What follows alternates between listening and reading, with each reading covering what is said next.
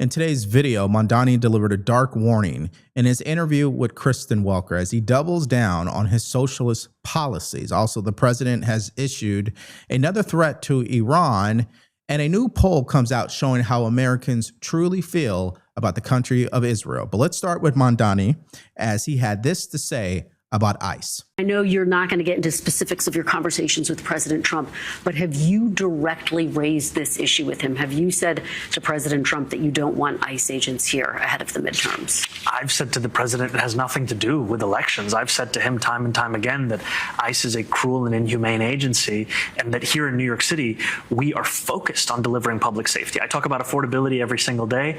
I know that affordability, it is premised on the delivery of public safety first and foremost. That's why, whether it's the president I'm talking to or anyone else for that matter, I speak about the fact that our approach to public safety in New York City, it's working. We've delivered the lowest recorded murders in New York City history, the joint lowest recorded shootings in New York City history. Staten Island has gone more than 180 days without a murder. Major crimes are down by more than 9%. We know what we need to do to deliver safety. We have the NYPD tasked with that responsibility. To think that ICE should be doing that, it speaks to a complete abdication, frankly, of the kind of politics that New Yorkers are looking for. The reason why this interview was a dark warning is because it continues to show how they become the very thing that they say that they're fighting against. He says he's against Americans being killed by the Trump administration. But sanctuary city policies, the policies that he supports in New York City, has killed New Yorkers. Okay. He says that he wants affordability, but he's raising taxes. Now, the interesting part about all of this is he won't see it that way. He believes he's saving New Yorkers, but what he's really doing is hurting them. Take a listen. Chaos in Queens, a reckless drag racing mob waving Palestinian flags and wreaking fiery havoc right here in New York City. The street takeover involved more than 100 cars. And at one point, 3 people jumped on a police car, cracked its windshield. That's just a prime example when policing is not priority number 1 on the list. That's my problem with Zoran Mamdani is not that he really believes in his heart of hearts of socialism. Okay, believe in what you believe in, stand on what you stand on. I respect that. My problem with him is he's doing it at the expense of innocent lives. So when you see that type of behavior where people are taking over the streets there, when you hear of these crazy stories of people being pushed on the subway, set on fire, killed, whatever it is, it ends up being the same conclusion every time, is that his focus is not on police and his focus is not on safety. His focus is on socialism. There's a difference there. I'll give you an example. Let's go to this next clip where he believes taxing the wealthy is something to celebrate. Don't have an agreement with Governor Hochul on raising taxes on the wealthy yet. Will you be able to deliver on your promise of taxing the wealthy to help pay for your programs? Absolutely. And I'm actually happy to tell you that that pied-à-terre tax, that is an agreement that we have to tax the wealthy. Because again, when we're talking about a pied-à-terre, this is a home that is owned here in New York City by someone who doesn't live in New York City. And we're talking about the valuation of which is the super rich, not just of this country, but across the world. I was just yesterday standing in front of 220 Central Park West, and there at the penthouse was a home that Ken Griffin had bought for $238 million. Okay, let me read this quote from Thomas Sowell. This is really good. He says, "I have never understood why it is greed to want to keep the money you have earned, but not greed to want to take somebody else's money." Doesn't that sum up Democrats overall? The mechanisms that they use to get what they want is exactly what they say they're fighting against. They say that MAGA is extreme, violent, but they're the ones using violence in the streets when protesting. Isn't that interesting? They say that the president is killing thousands of Americans, but sanctuary city policies have killed thousands of Americans. It's crazy. And by the way, if you lower taxes, the tax revenue goes up. When you raise taxes, the tax revenue goes down.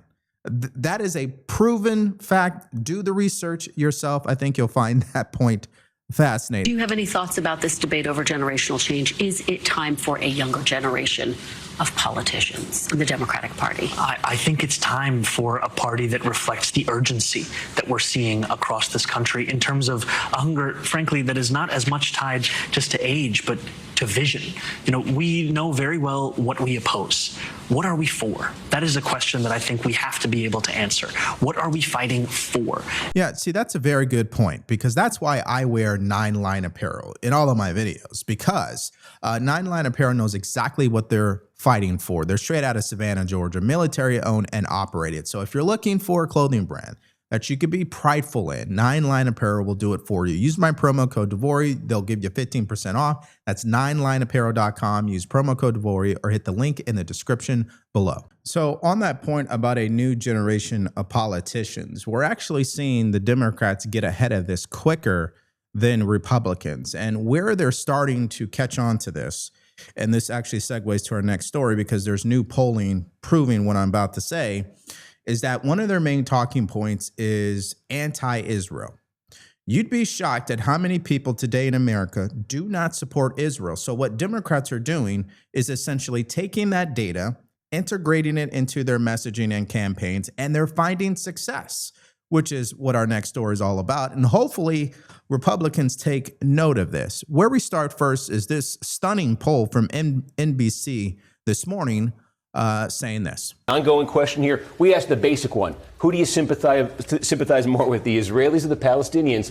The country is dead even, 50-50. Well, this is fascinating, but historically speaking, Steve, support for Israel has actually been higher. Yeah, this is now much more even than it used to be, and there are two particular drivers of this. I think it's very interesting. One of them is partisan. Republicans, overwhelmingly on the Israeli side. Democrats, this is the big shift. Now, overwhelmingly 3-1 on the Palestinian side. And then the second piece of it, it's generational. It's age. Gen Z, that rising generation. Look at this.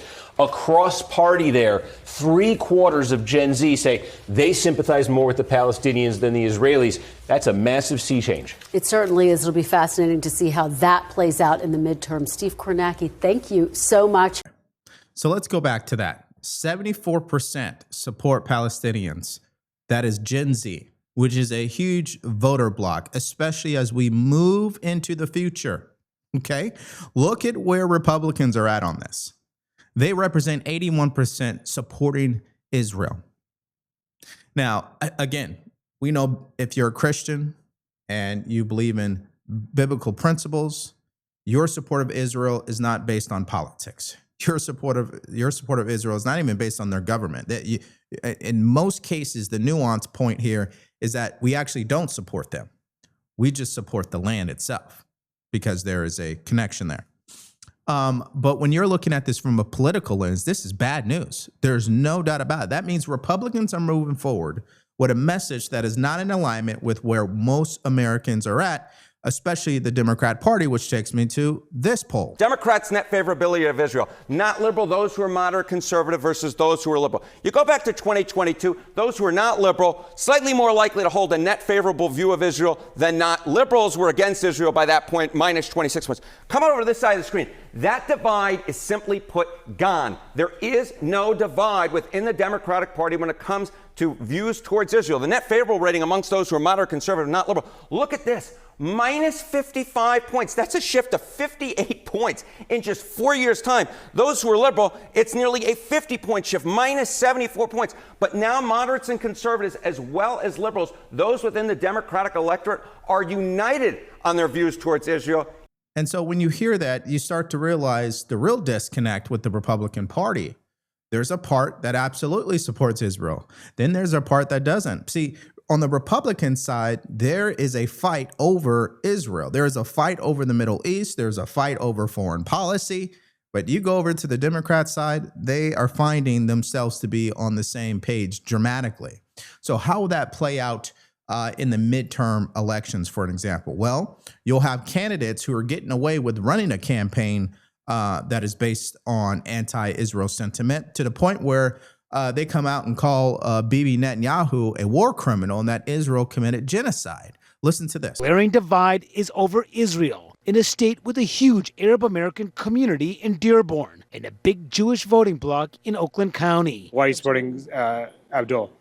because he's not taking AIPAC money. He's against the apartheid, against sending tax money to fund a genocide in Israel. An independent UN inquiry concluded last year that Israel had committed genocide against Palestinians in Gaza, an accusation the Israeli government firmly rejects. El Sayed, a son of Egyptian immigrants who's born in Michigan and lost to Governor Gretchen Whitmer in a tense 2018 primary, was blunt on his views. You said the Israeli government is evil. Do you think they're just as evil as Hamas? Yes, killing tens of thousands of people makes you pretty damn evil. It's not how evil is this one versus that one. Hamas, evil. Israeli government, evil. We could say both. Is Netanyahu, in your view, he's a war criminal? Absolutely.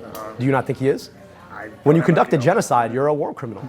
And that is as clear as I can make it as far as the messaging is concerned, because what I'm about to show you is why he continues to not only repeat that, I actually believe he believes it. But you'll have candidates who are running for election who really don't believe that, but they know it just works towards getting people to vote for them. So they'll just say whatever they have to say. But this guy actually believes in it. And as a result of him speaking this way, he even campaigned with Hassan Piker, which we all know how controversial he is. This is the results it's gotten him. Look at this. Ahead, at least according to the cash prediction markets, but below 50%. And Al Sayed really closing over the last month as this Iran war has worn on. As we said, this is a Democratic primary. How might this be emblematic of Democratic positions on Israel writ large? Okay, so you see Al Sayed going up, and there's all this discussion. Oh, there's this divide on Israel within the Democratic Party. I'd make the argument there was a divide 4 years ago. I'm not quite sure there's a divide anymore, because just take a look here. Okay. Now, just look at that. He went from 23% in March, and 1 month later, he's up to 39%, a serious contender. Now, Stevens, she's the candidate in the race that backs Israel, unapologetically, by the way.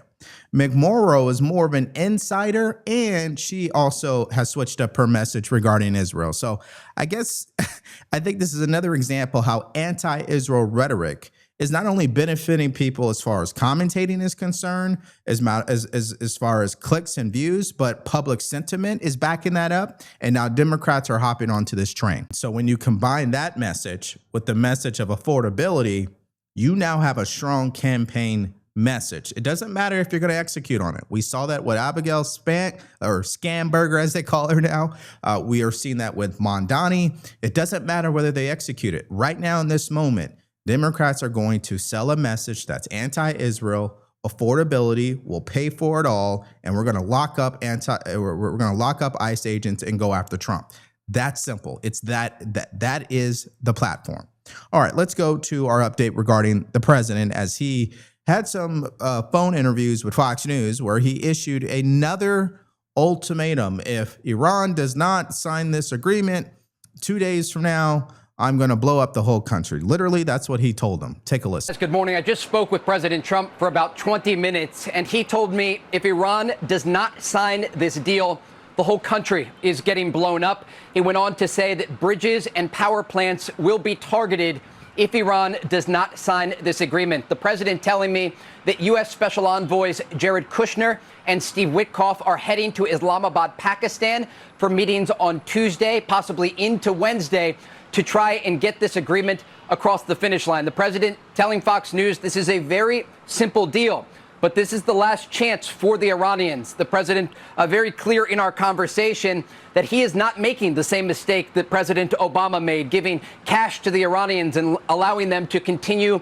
a nuclear program. The deal on the table is to reopen the Strait of Hormuz to ensure that the Iranians do not have this highly enriched uranium that is buried deep underground after Operation Midnight Hammer last summer. Now, we've gone over this before in a book that I was reading for you guys about why the president will make statements like that. He's not going to blow up the entire country. We know that. He might potentially target those particular assets. And of course, if he does that, the argument will be that is illegal, that is a war crime, etc. But that's because Democrats only see it one way. Go back in history, one could argue that's not a war crime. Now, you could disagree with the entire conflict, by the way. You may say, hey, the president, he's wasting his time here. He should be focused on issues here at home. You could say all that. But what you can't say is he's committing war crimes and a genocide. But again, that's how far the internet has gotten with this. Now, let's go to Representative Ro Khanna, who had this to say today. You have the president, as you pointed out, threatening to destroy all power plants. I didn't think we would ever get to that point. You have the Strait of Hormuz that is now blocked. This never happened before the war. What have we achieved? Gas is up from $2.30 to $4. You have now Iran having a more hardline regime, as we just heard, and all our allies like UAE being hit. I mean, we've created devastation, and we're being lectured by the Pope. So no surprise there on how Democrats see this and how they're messaging around it. I think that has become abundantly clear. Everything is bad. Everything will only get worse according to them. Now, obviously, in all of this rhetoric, they never take the time to offer up a solution on how to truly deal with Iran. They won't do that, because if they were to do that, they'd sound just like President Trump. I mean, I think that's clear.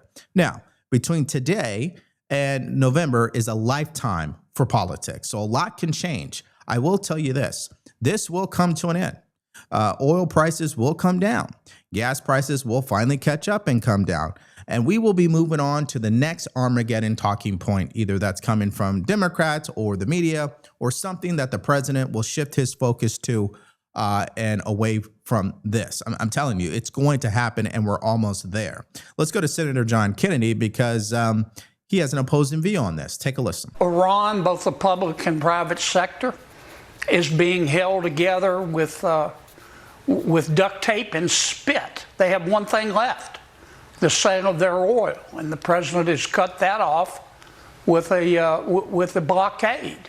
I predict that we'll have a deal with Iran, where Iran that is a win for America within the next 2 weeks. The American people understand what we're doing in Iran, and they understand that higher gas prices were predictable and that they'll go down after the conflict is over. If we lose the midterms, it'll be because we didn't talk about what moms and dads are worried about when they lie down to sleep at night and can't, and that's primarily the cost of living. You know, and right there at the end is maybe in hindsight what this administration and the Republican Party should have done differently is, even if the president had decided the same thing, which is to deal with Iran in the way that he did, the messaging should have stayed on the issues that Americans care about.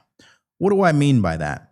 We know, based on polling, most Americans could care less about Iran, so don't talk about it. Obviously, the media will ask their questions, but I would always pivot back to the main points that voters want to hear. And what are those main points exactly? Well, here's an example of that. We say, what is driving, what matters most to you when it comes to economic matters? And again, no surprise here, but it's inflation, it's the cost of health care, the clear majority, one of those two things right there. Also, though, now more recently, the cost of gasoline, what they're paying at the pump here. Add these two numbers together, very somewhat. 2/3, 65% say that the cost of gasoline is a serious, in some way, problem for them and for their families right now. Okay, so that is what the poll says today. I wonder what the poll will say 3 months from now, especially if this entire conflict wraps up. Now, let me get your thoughts in the comment section below to these updates. Mamdani's interview.